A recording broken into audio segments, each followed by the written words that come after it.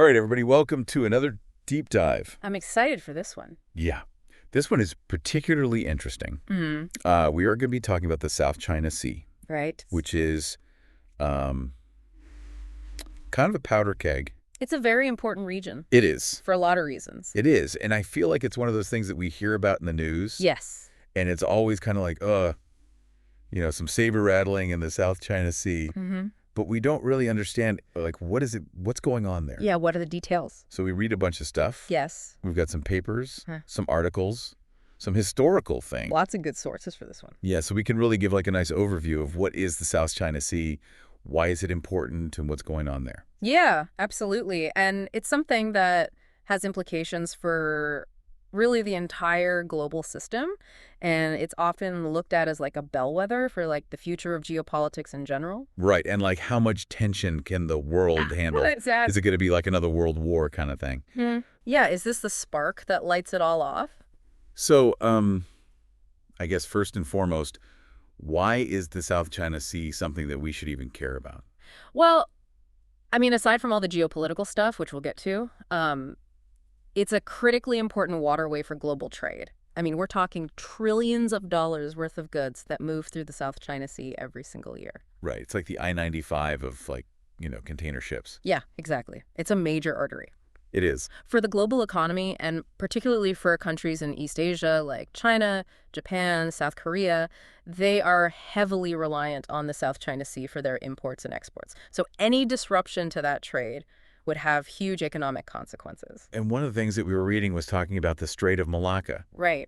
And I'd heard that term before, but never really understood what it was. Yeah. But now I know. Now you're an expert. Now I'm an expert on the Strait of Malacca. So can you enlighten our listeners a little bit about like what that is and why it's so important? Yeah, so the Strait of Malacca, it's this narrow passage that connects the South China Sea to the Indian Ocean. Right. So if you're a ship coming from, the Middle East or Africa or Europe and you're heading to East Asia, Right. you pretty much have to go through the Strait of Malacca. So it's a choke point. It's a major choke point. And I think one of the papers mentioned that something like a quarter of all global trade passes through the Strait of Malacca. That's wild. Yeah, so you can imagine if that choke point were to be blocked for any reason, Right. it would have a massive impact on the global economy. I saw that with the Suez Canal a couple of years ago. Exactly. That was a much smaller Larger point. Yeah. And it caused all sorts of disruptions. And that was only blocked for like a week. Right. Imagine if it was like an actual conflict or like a long-term thing. That would be crazy.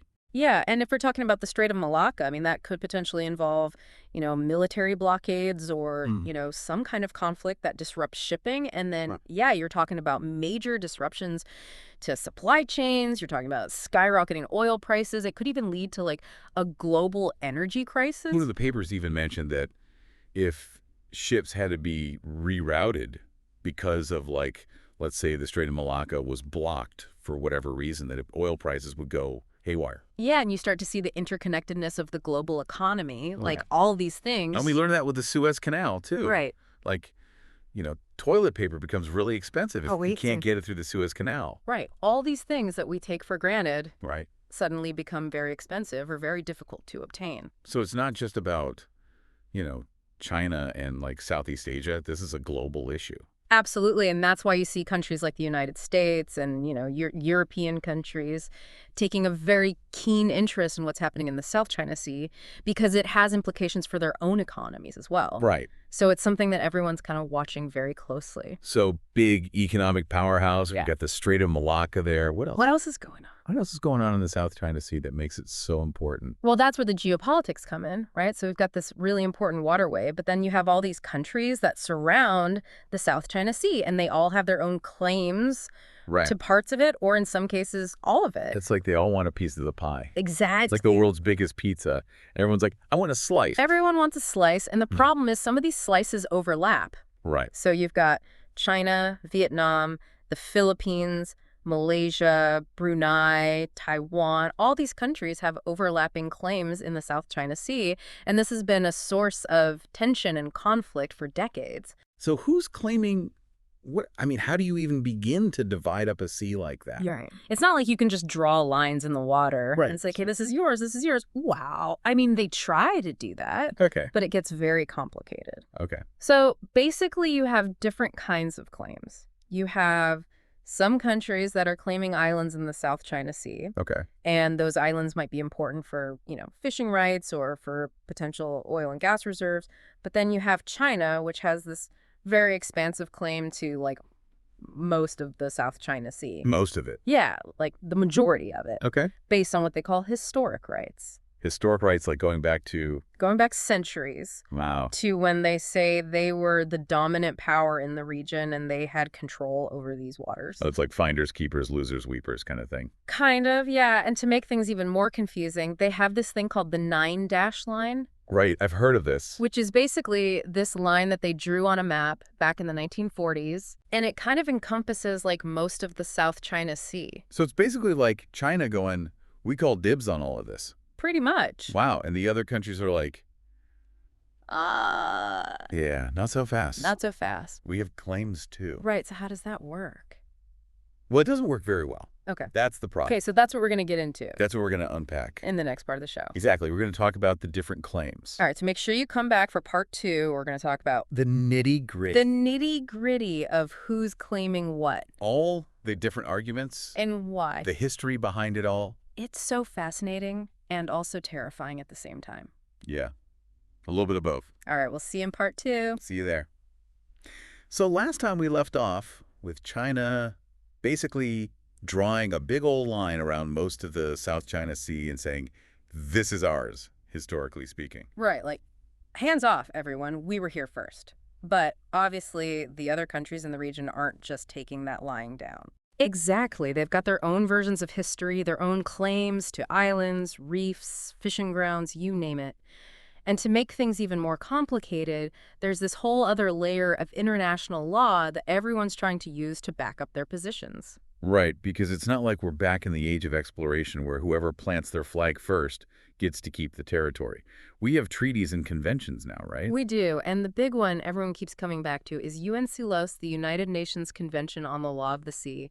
It's kind of like the rule book for how countries are supposed to behave when it comes to oceans and maritime zones. Okay, so UNCLOS is like the referee in this whole South China Sea showdown. Yeah.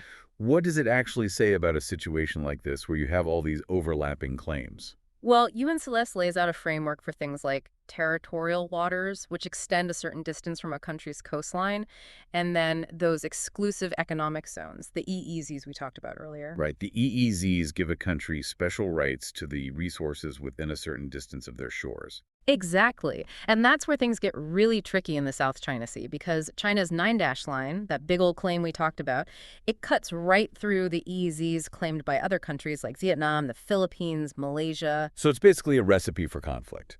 Everyone's looking at the same patch of water and saying, those are my fish, or that's where my oil is. And to make matters worse, the 9-dash line itself is pretty vague. It's not clear exactly what China is claiming or how far their historic rights actually extend. It's like trying to settle a property dispute with your neighbor when the property lines are drawn in crayon. Pretty much. And that ambiguity creates a lot of uncertainty and instability in the region. Countries are left guessing about China's intentions, and that can lead to miscalculations and escalation.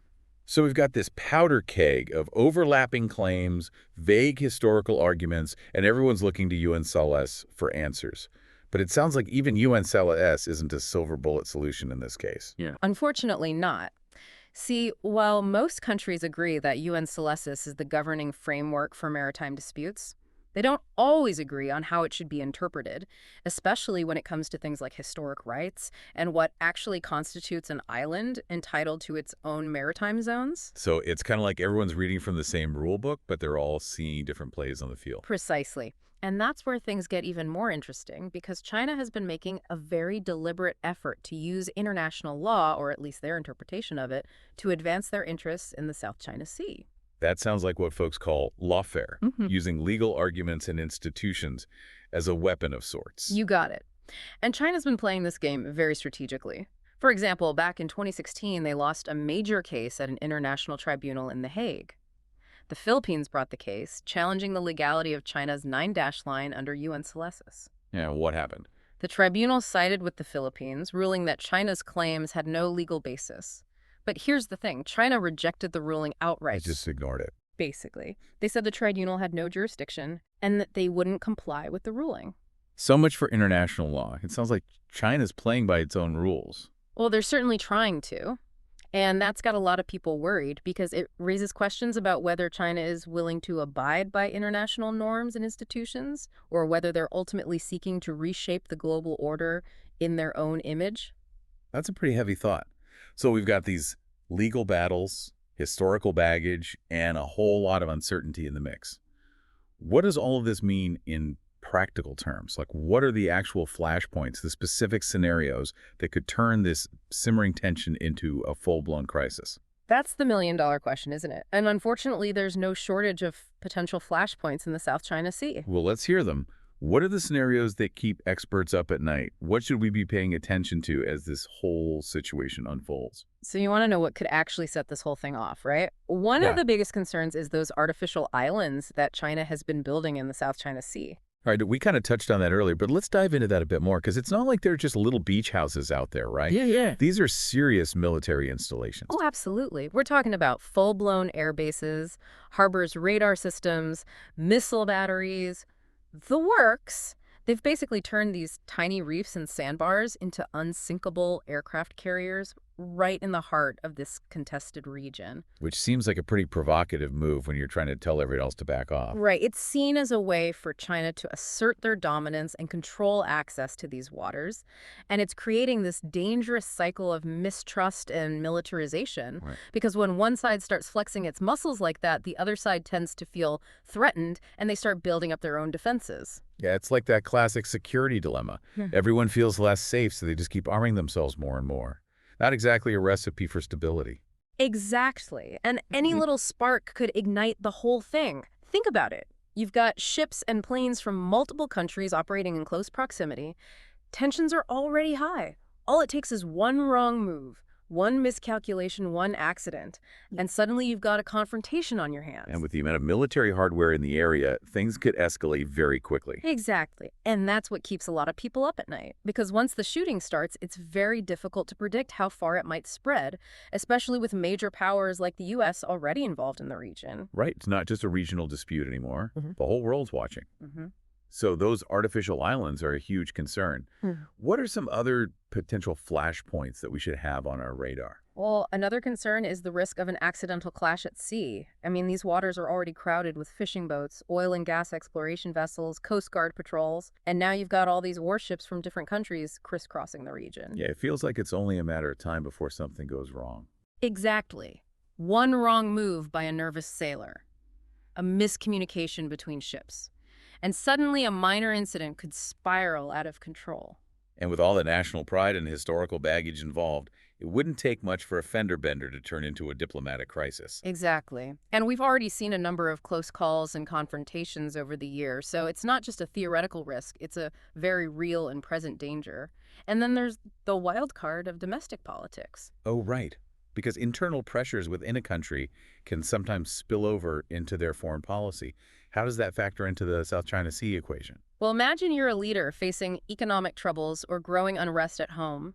It's pretty tempting to try and distract from those problems by drumming up nationalist sentiment, maybe even picking a fight with a foreign adversary to rally people around the flag. So the South China Sea becomes a convenient way to change the subject and look tough on the world stage. Exactly. And that's a dangerous game.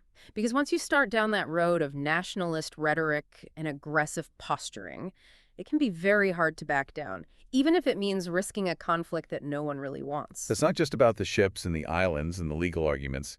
It's about the internal pressures and political calculations that are happening behind the scenes in all these different capitals. It's a lot to keep track of. It is.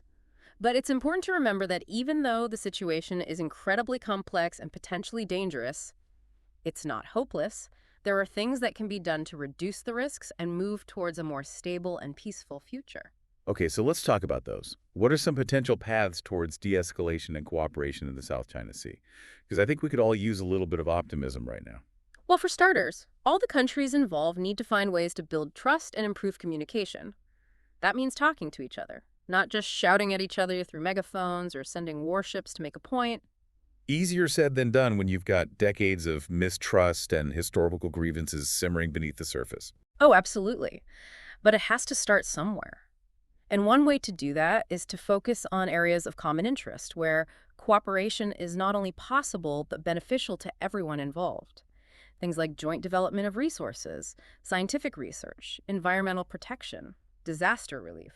So basically finding ways to work together on issues that affect everyone, regardless of where they stand on the sovereignty dispute. Exactly. It's about building a foundation of shared interests and mutual benefit, because the more those countries work together on practical issues, the more likely they are to find ways to manage their differences peacefully. Makes sense. Yeah. And are there any existing mechanisms or institutions that could help facilitate this kind of cooperation? There are a few. ASEAN, the Association of Southeast Asian Nations, has been working to promote dialogue and cooperation in the region for decades.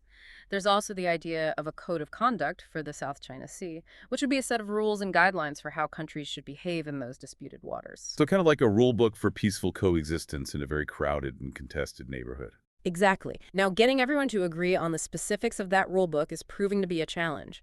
But the fact that they're even talking about it is a step in the right direction. It shows that there's at least some recognition that the status quo is unsustainable and that everyone benefits from finding a way to coexist peacefully. Precisely. Yeah. And ultimately, that's what it all comes down to. Yeah. Recognizing that the South China Sea is not a zero-sum game, where one country's gain has to come at the expense of another. It's about finding ways to share the resources, manage the risks, and ensure that this vital waterway remains open and secure for everyone. No easy feat, for sure. But as we've seen from this deep dive, the stakes are incredibly high, not just for the countries involved, but for the entire world. Absolutely. And that's why it's so important to stay informed, stay engaged, and keep asking those tough questions about what kind of future we want to see in this increasingly interconnected world. Couldn't have said it better myself. Thanks for taking this deep dive with us. Oh, Be sure to join us next time for another fascinating look at a complex global challenge.